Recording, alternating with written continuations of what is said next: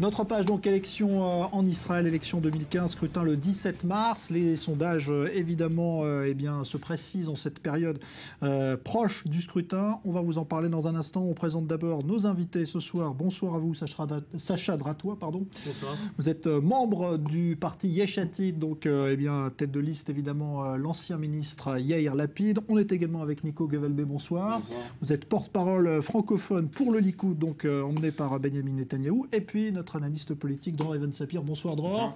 Alors, on a ce soir, donc, le premier sondage. Vous en aurez un chaque semaine, jusqu'au scrutin que vous propose i24 News.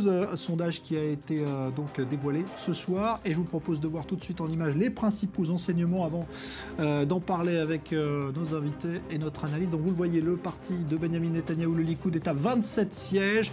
3 de plus que l'Union sioniste, donc l'alliance entre Herzog et Livni. Et puis les partis arabes, liste unifiée, 12 sièges. Le parti foyer juif de Naftali Bennett, 11 sièges. Yesh Atid, dont vous faites partie, Sacha Dratois, 8 sièges donc pour Yair Lapid. Le parti, l'un des premiers partis juifs orthodoxes, le parti Ashkenaz, qui était à 8 également. Kulanou, 7. Chasse, 7 autres partis orthodoxes. Le parti de Lieberman à 6 sièges. Meretz, la gauche, 6 sièges. Et puis Yachad, autre parti juif orthodoxe avec 4 sièges. Voilà donc cette carte à un peu plus d'un mois, presque un mois pile d'ailleurs du scrutin. Dror Even-Sapir, premier commentaire avec vous, qu'est-ce qu'on en retient ? Bien évidemment, l'avance de Likoud de 3 sièges de plus que l'Union sioniste, ça semble peu, mais en fait c'est considérable, parce que si ce sondage reflète la réalité de l'état d'esprit actuel de l'électorat, et si le 17 mars on a des résultats similaires, eh bien le président de l'État, Reuven Rivlin, n'aura pas d'autre choix que celui de confier à Benjamin Netanyahou le soin de former la prochaine coalition gouvernementale avec une avance très nette de Likoud sur l'Union sioniste, et puis également en termes de coalition, parce que c'est ça en dernier recours qui compte, eh bien Benjamin Netanyahou qui pourra rassembler autour de lui bien évidemment la droite, le parti de Naftali Bennett, les partis religieux, le parti d'Avigdor Lieberman également et celui de Moshe Kahlon sans doute. Tout cela, ça donne une majorité assez confortable, en tout cas bien plus que celle que Yitzhak Herzog et Tzipi Livni pourraient rassembler autour d'eux, une coalition qui serait beaucoup moins cohérente idéologiquement et qui serait beaucoup plus difficile à mettre en place. Donc si ce sondage correspond à la réalité de l'électorat aujourd'hui, Benjamin Netanyahou peut dormir tranquille, et puis c'est aussi la preuve de l'efficacité de la stratégie adoptée par Benjamin Netanyahou et par le Likoud ces derniers temps, et on va en reparler, Jean-Charles. Une campagne à droite toute. Benjamin Netanyahou qui fait campagne à droite, qui tente de prendre des voix sur ses principaux concurrents de droite, Naftali Bennett, Avigdor Lieberman, et on voit que Naftali Bennett est en baisse, Avigdor Lieberman ne se porte pas très bien non plus, avec 6 mandats seulement, 11 seulement pour le parti de Naftali Bennett, et tout cela profite au Likoud. Le Likoud qui ne prend pas de voix sur le centre ou sur le centre-gauche, mais sur ses adversaires de droite. La stratégie, encore une fois, de campagne à droite menée par Benjamin Netanyahou semble porter ses fruits. Alors, un premier mot d'abord sur le score de Yesh Atid, qui est crédité donc de 8 sièges.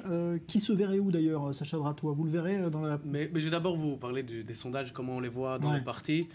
Aux dernières élections, à la même période exactement, on recevait 7 sièges, on a terminé avec 19 sièges. Donc les sondages, on les connaît, on sait comment les analyser, on sait aussi comment ne pas les analyser. On croit en notre campagne, on croit en ce qu'on fait, on croit en notre combat, donc on va continuer droit devant. Et on va attendre le jour des élections pour avoir les vrais résultats, puisqu'on a appris de notre passé qu'est-ce qu'on peut obtenir des sondages et qu'est-ce qu'on peut obtenir réellement des votes, donc on verra bien. Bon, alors je vous reviendrai là-dessus dans un instant, parce que je ne vais pas vous laisser comme ça sur ces sondages. Un premier mot avec vous, Nico Gevelbe, sur ce Likoud qui est là, obtient une avance plus confortable peut-être que les derniers jours dans les autres sondages. Plus confortable, certes, mais Michael Barzohar, que je voyais la dernière fois, a eu une belle phrase sur ces sondages, c'est comme le parfum. Ça sent bon, mais il ne faut pas les avaler. Aujourd'hui, nous, au parti, on travaille sur une base d'un sondage où on est à 24-24 contre l'Union sioniste aujourd'hui. C'est-à-dire que chaque voix de la droite nous est importante aujourd'hui, puisque on a besoin de ce petit mandat en plus pour passer au 25, pour dépasser l'Union sioniste. Si les sondages ressemblaient à ce qu'on a vu ce soir, est-ce que Yair Lapid et Yesh Atid pourraient retourner dans une coalition emmenée par Benjamin Netanyahou après ce qui s'est passé ? Mais je veux d'abord vous dire, on ne se prononce pas encore sur la coalition ou pas, mais d'abord, notre premier combat, c'est que Benjamin Netanyahou ne soit pas Premier ministre. On se bat pour ça. On croit en notre idéologie, on était dans la dernière coalition. on ne se présente pas encore sur le prochain résultat, donc on verra bien. Dror Even-Sapir, en termes de coalition, est-ce que clairement Netanyahou pourrait avoir une vraie coalition de droite comme il le souhaite là, avec ce qu'on a vu là dans ce sondage? Alors, Benjamin Netanyahou, là encore une fois, comme je l'ai dit tout à l'heure, peut tout à fait, en se basant sur les résultats de ce sondage, rassembler autour de lui une coalition gouvernementale cohérente idéologiquement et assez confortable, 66-67 sièges. Maintenant, Benjamin Netanyahou voudra certainement ne pas gouverner uniquement avec la droite, avec les partis religieux, parce qu'il l'a fait dans le passé et ça lui a coûté cher. Il sait très bien que les Israéliens n'apprécient pas que les coalitions gouvernementales dirigées par la droite soient trop ancrées à droite et donnent trop de place ou trop d'importance aux partenaires religieux de cette même droite. Par conséquent, il aura besoin de partis sur sa gauche ou sur son centre. Il va forcément faire appel à Moshe Kahlon, qui de toutes les manières ne voudra pas siéger dans l'opposition. Donc le scénario le plus probable aujourd'hui, c'est une coalition autour du Likoud avec Naftali Bennett, les religieux, le Shas lo Yahadut Torah, et Moshe Kahlon, et bien évidemment Avigdor Lieberman, s'il parvient tout de même à franchir le seuil d'éligibilité, ce qui semble probable, mais ce qui n'est pas complètement certain, et il y a toujours cet inconnu qu'il faut avoir à l'esprit, c'est le taux de participation chez les Arabes israéliens. Est-ce que là, la liste d'union des partis arabes est à 12 sièges, c'est un siège de plus seulement que ce dont ils disposent dans la Knesset sortante, s'ils parviennent, comme ils l'espèrent encore une fois, à booster le taux de participation en milieu arabe israélien et à obtenir un score plus important, 13, 14, 15 mandats, et bien toute la carte politique pourrait en être bouleversée. Alors, pour l'instant, c'est vrai que cette campagne, elle tourne beaucoup autour de Netanyahou. Vous le déplorez, Sacha Dratois. Comment faire justement qu'on parle d'autres choses et d'autres sujets dont vous avez peut-être envie de parler? Nous, on parle surtout de notre idéologie, de ce qu'on pense, de ce qu'on veut faire. Vous pouvez suivre notre campagne. Il a encore parlé de Netanyahou. Il a dit que les relations. Notre campagne n'est pas basée là-dessus. Ouais. On a d'autres idéologies. On veut présenter notre agenda aussi. On va bientôt présenter notre matzah. On va pouvoir voir exactement qu'est-ce qu'on va faire dans chacun des sujets. On sera un des seuls partis avec autant de sujets, avec autant de choses qu'on veut présenter et faire changer dans la prochaine Knesset. On y croit et on va le faire. Donc on ne veut pas se baser aussi uniquement sur qui on ne veut pas. On va se baser sur qu'est-ce qu'on veut faire, comment on veut améliorer la société israélienne, et on a beaucoup à faire. On a déjà beaucoup fait dans le dernier Parlement, et on va continuer notre combat puisqu'on est là pour travailler et pas uniquement pour descendre les autres, si on peut le dire comme ça. Pour l'instant, la stratégie de Netanyahou, c'est finalement d'attaquer aussi beaucoup et pas tellement de dévoiler son programme. Il est assez discret là-dessus. Les idées de notre Premier ministre sont connues depuis longtemps, il les avance depuis 20 ans. Le sujet sécuritaire, l'Iran est un sujet récurrent qu'il avance quand il a été dans l'opposition. C'est pas quelque chose de nouveau. Les sujets économiques que nous avançons sont bien connus. Ça concerne détruire des monopoles comme celui de l'aviation, comme celui du transport public, comme des réformes comme le ciel ouvert. De pouvoir connecter la périphérie au centre avec des trains qui vont plus vite, avec plus d'autoroutes. On connaît les sujets, on sait là où Netanyahou va d'une manière sûre. On peut peut-être se poser la question, pourquoi le Likoud est le seul grand parti à ne diffuser, à ne proposer, à ne rendre public aucune plateforme électorale, aucun programme.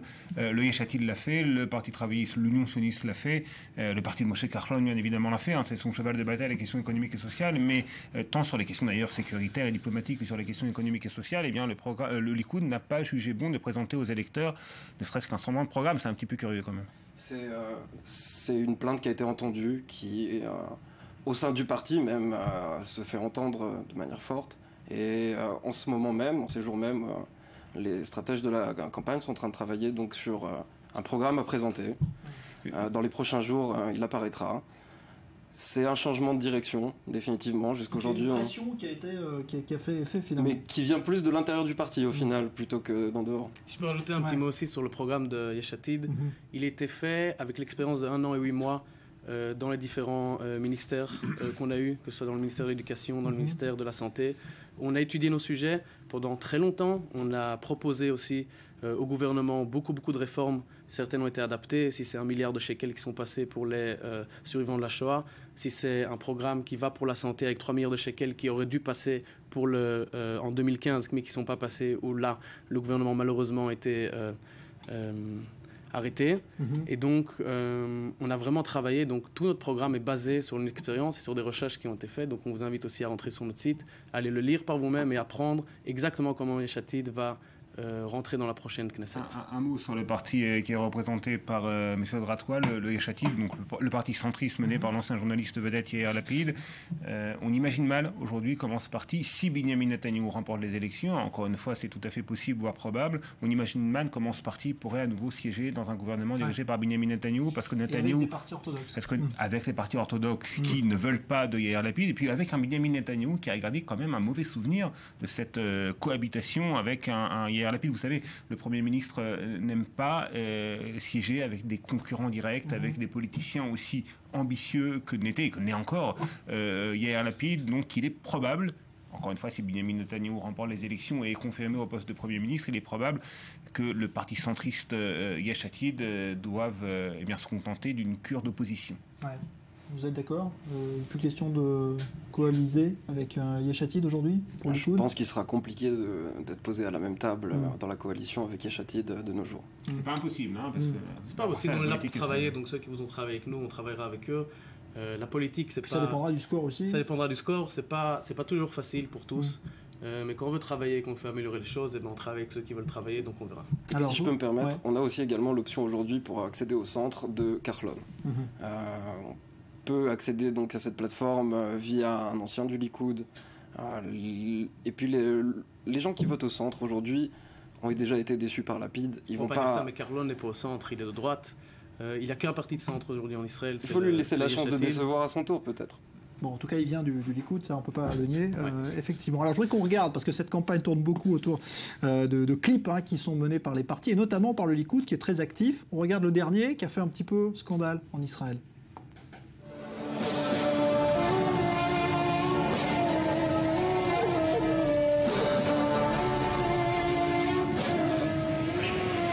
مكانتي من ورا فني مشوه شعري عن شعبي لشعبي ما له اي معنى خروجي من الارض مساله وقت فقط وعمل للاحسن احمى جيم ليغوش اللي محشلين خوس مولا شكرا يا ولاد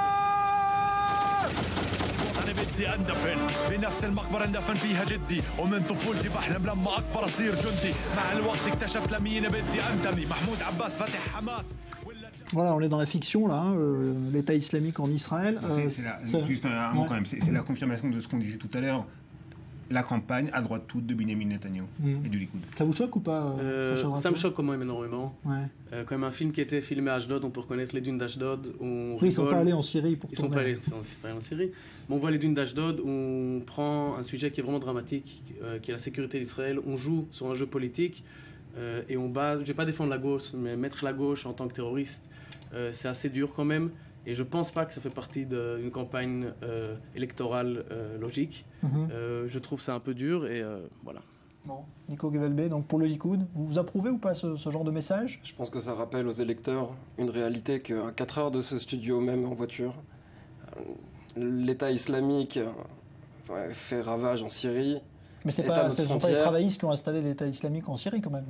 Non, mais c'est pour rappeler à l'électeur que une coalition qui sera à droite, il y aura beaucoup moins dans le sens de faire un traité, de signer des papiers avec ce genre de personnes.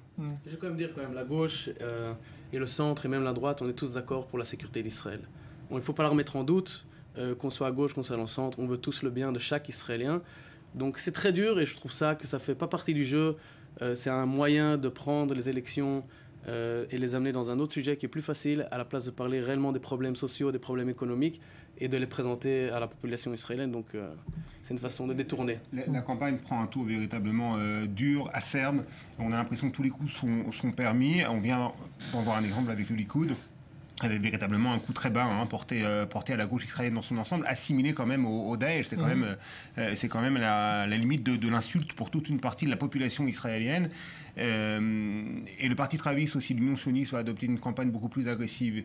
Elle s'est offerte les services d'un certain Reuven Adler, l'un des conseillers politiques, l'un des communicants politiques les plus connus et considérés comme les plus efficaces du pays. Il avait travaillé avec Ariel Sharon et il va donner une nouvelle impulsion à la campagne du centre-gauche qui était jusque-là tout à fait hésitante, qui partait un peu dans tous les sens. On sait que les choses ne vont pas très bien à l'intérieur même de l'état-major de l'Union sioniste, avec des prérogatives qui sont mal distribuées, avec des sommes d'argent considérables qui sont dépensées à tort et à travers.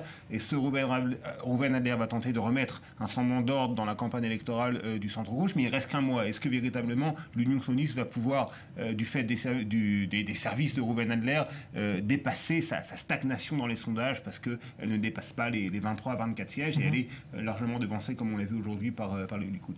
Ah ben on va suivre tout ça. Évidemment, il reste encore un bon mois de campagne. Ça peut bouger encore, vous avez bien fait de le souligner. Et il y aura donc chaque semaine ce sondage i24 News qu'on vous détaillera ici même. Merci Nico Gevelbe, merci Sacha Bratois, merci Dror, Even, Sapir. Dans un instant, on ne va pas quitter justement l'univers de cette campagne avec un invité, eh bien, la numéro 4 de la liste Meretz, c'est-à-dire la gauche, celle qui veut incarner en tout cas la gauche en Israël. Restez avec nous, à tout de suite.